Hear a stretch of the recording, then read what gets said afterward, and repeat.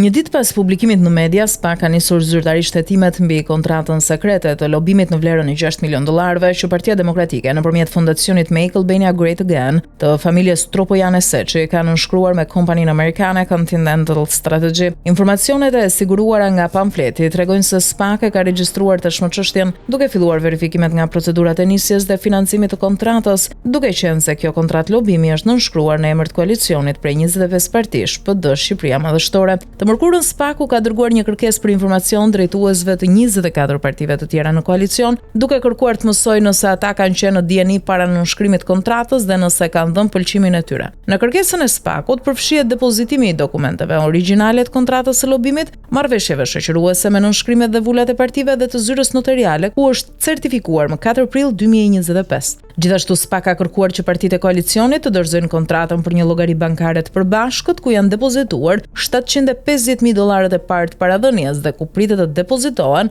edhe pjesa tjetër deri në shumën e plot prej $6 milionë.